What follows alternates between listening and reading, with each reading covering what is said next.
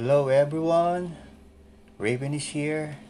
I hope you guys doing fine today, and in this project we're going to make a paracord Rasta collar necklace, or you can use it as a double bracelet or an anklet actually.